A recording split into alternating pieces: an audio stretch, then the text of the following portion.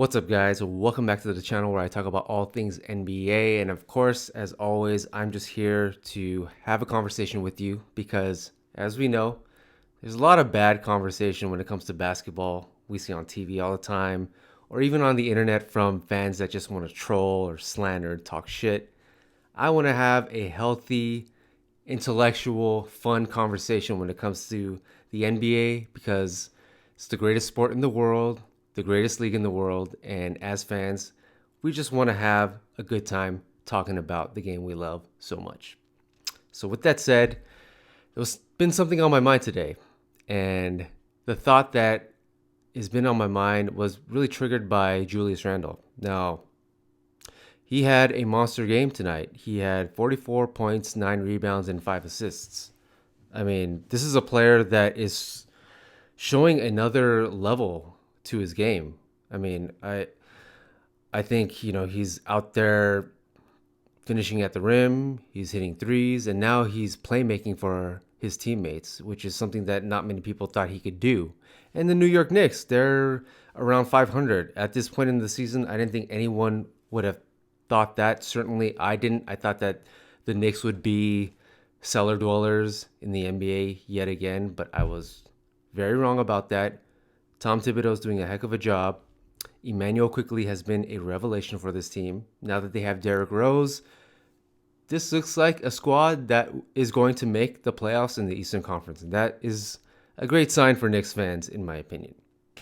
So back to Julius Randle. Now, he's a guy that I think it's safe to say that people did not expect this out of Julius Randle at this point in his career, especially given how his first couple of seasons in the NBA started. And he's a prime example of the idea that we just can't rush to opinion when it comes to evaluating NBA players. And I know we love to just label guys as future superstars or absolute busts after only 2-3 years in the league. And if we had given Julius Randle a label after year 2 or 3, I think many people might have called him a bust. But as it stands now, Julius Randle, who is making a really strong case to be an all-star this season in I don't even know what year 8 of his NBA career, is certainly now a guy that, when we look back at his draft, is a high-value pick. And speaking of his draft, that's what I wanted to do in this video, which is to do an exercise of redrafting the 2014 NBA draft, which was Julius Randle's draft class.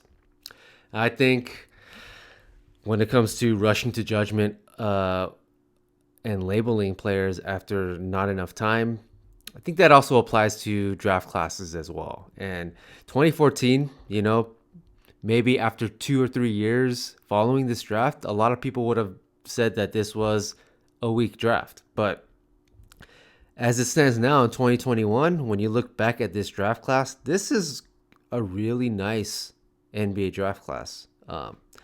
Plenty of really good players in the second round taken in this draft. And so, in the spirit of seeing Julius Randle have a great game today, I wanted to do the quick exercise of redrafting the lottery picks of the 2014 NBA draft, which is the top 14 picks.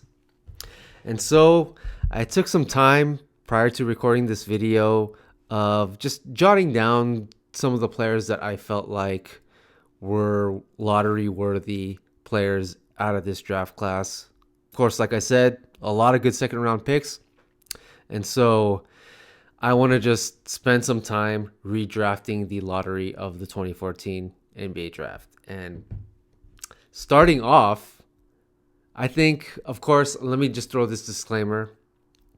My draft is subjective. A redraft of any NBA class is going to be subjective. So there are going to be, differing opinions here and there. And of course, this is only my list. Feel free to tell me if I'm wrong, if you disagree. Share with me your 2014 redraft list as well. I'd love to see your opinions in the comments. So just want to throw that out there. This is just one man's opinion. I'm I'm not going to claim to be necessarily 100% right. It's just one man's humble opinion, okay? And with that said, the first two picks are going to be heated debate right off the bat because we have at the very top, it's going to be either Nikola Jokic or Joel Embiid, which is really appropriate to do in 2021 because they are without question the two best centers in the league right now. They're going head to head for the MVP race along with LeBron James. They're firmly entrenched, in my opinion, as two of the top three players up for the MVP award this season. So they happen to be drafted in the same year in 2014, which is the same year as Julius Randle, which is why we're doing this whole redraft. So between Nikola Jokic and Joel Embiid, who are you going to pick at the number one spot?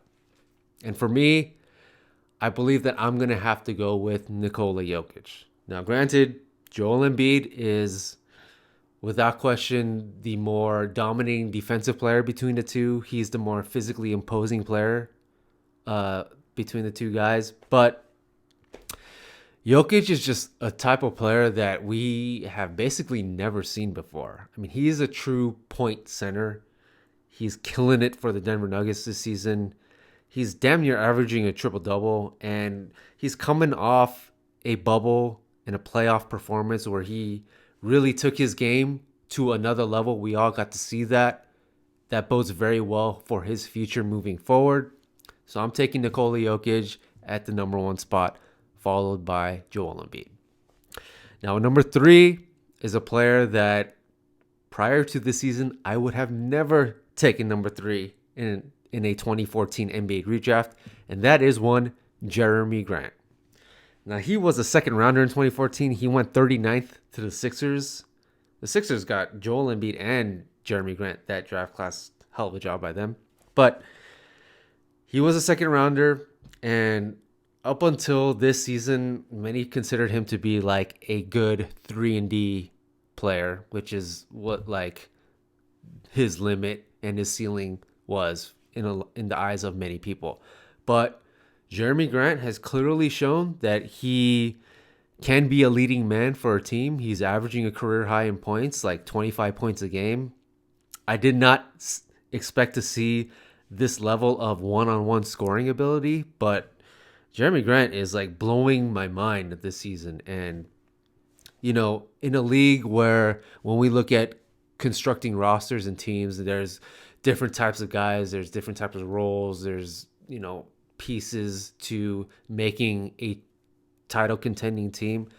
I still believe that the number one commodity for any NBA team is that true one-on-one scorer that can get it done in crunch time. And Jeremy Grant is now on that trajectory. He's moved out of the 3-and-D pool of players into that one-on-one go-to guy role based on what we've seen so far this season. So that's why I'm taking Jeremy Grant at number three. At number four is a player that I think there are some differing opinions on, and that is Zach LaVine. Now, I know a lot of the hardcore NBA analysts and all of those basketball nerds out there, they knocked Zach LaVine because of his perceived woes on the defensive end. But we got to remember, one, defensive stats are not very, they are very much fallible and not, they're incomplete because we're just not there with defensive statistics yet. And two, he's been playing on a lot of bad teams, which affects his perception on defense. I mean, a lot of his Minnesota teams were not good. Basically, all of his Chicago teams have not been good. He's had to be coached by not the best coaches so far in his career. But Zach LaVine is killing it this year. He's averaging like 28 points a game so far this season. He's damn near shooting 50, 40, 90. And there's something about Zach LaVine that I don't think a lot of people talk about, and that is he has one of the best step back jumpers in the entire NBA. Now, this is a move that many people associate with guys like James Harden, Luka Doncic, Steph Curry, and certainly they have amazing step back jumpers, but I think Zach LaVine's step back is almost on par with the best in the league. I mean, when you see it, it happens so fast because he's such a fast player and he creates so much separation based on that quickness and the lift that he gets on his jumpers because he is like the 1% of athletes in the NBA. Like that's a really hard move to defend for anybody. One of the best step back jumpers in the league, having a great season, uh, boosting his efficiency shooting wise. I think his defensive, image is a little bit incorrect and tainted by the fact that he's been on bad teams. So I'd pick Zach LaVine at number 4. And then at number 5, I'd pick the aforementioned Julius Randle. He went number 7 in the actual draft. So the Lakers actually ended up with really good value drafting Julius Randle. A lot of people have had questions about whether or not his game is fit for the modern NBA, but he's hitting threes, he's making plays for others, he's finishing at the rim, he can run the floor, he can grab a rebound and take it coast to coast on the other end. And I think he should deserve very strong All-Star consideration this year. So Julius Randle at number 5 is my pick.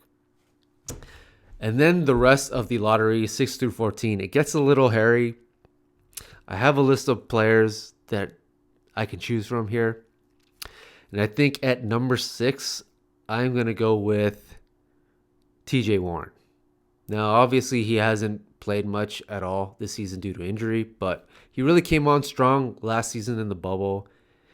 Again, he's one of those high efficiency shooters. I'm big on, shooting percentages because we're seeing an uptick in efficiency league-wide overall.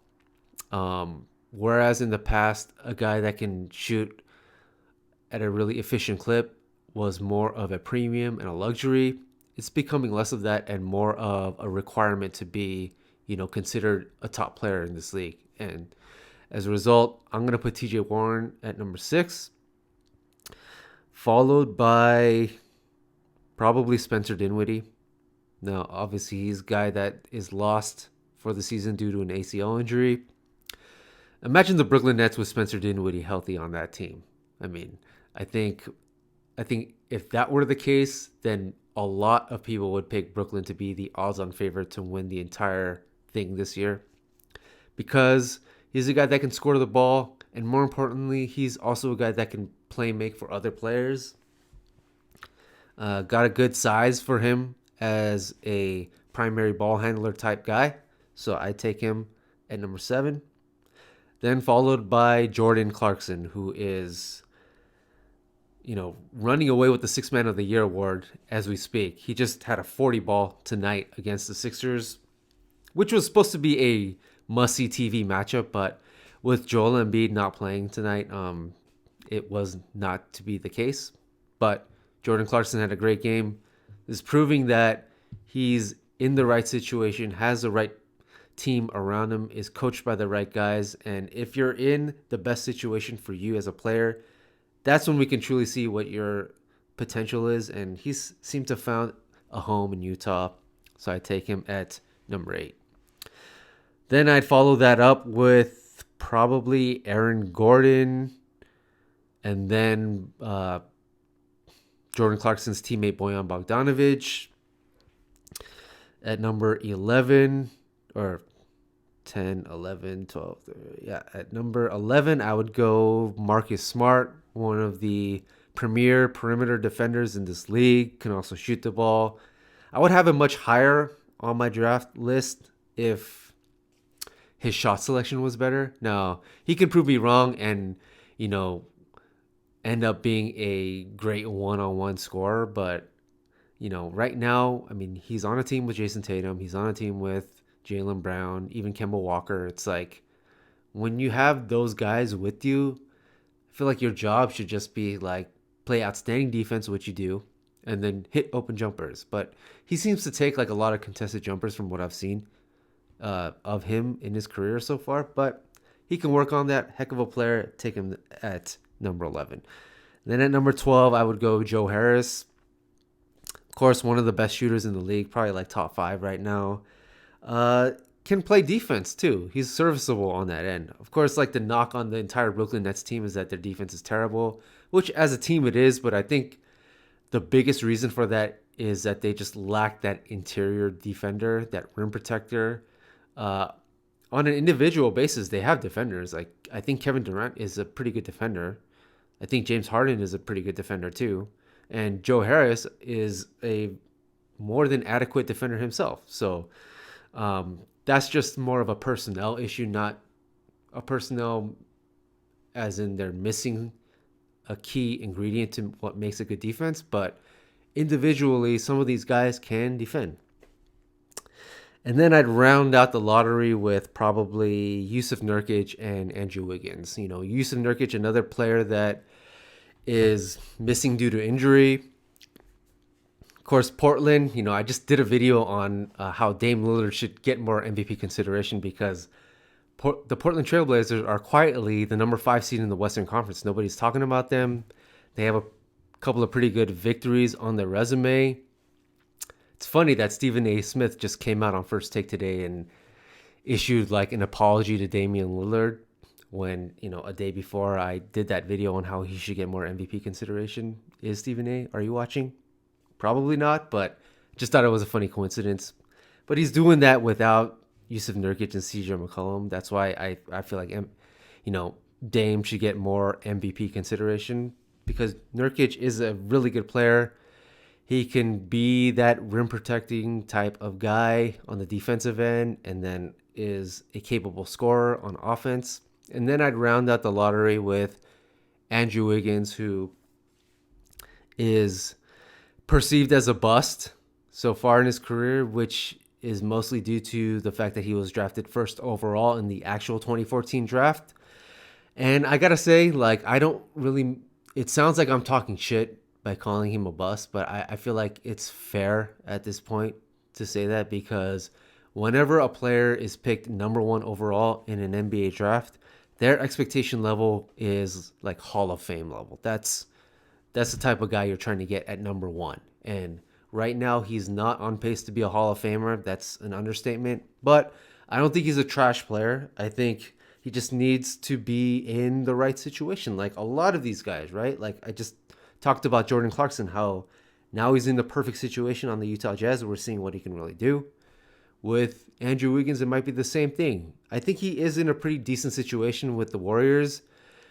But I want to see him play with Klay Thompson as well, with James Wiseman being a year more experienced, not being a guy that has only played 3 college games and is 19 years old, but a little bit more of a seasoned young player in this league. When we can see that, then maybe we can truly evaluate what Andrew Wiggins is as a player. I mean, right now his stats aren't too bad. He's averaging like 18 points a game, which is not terrible. So I think he can maybe end up being a good role player on the right team, which at number 14 seems about right. So that's my draft. Let me know your thoughts. You know, where do you disagree? Where do you agree? What is your, you know, lottery order of a 2014 NBA redraft? I'd love to just hear any input that you have. That's all I want to say. Thank you for watching. Please like the video, subscribe to the channel for more NBA talk. Take care, and I will see you in the next one.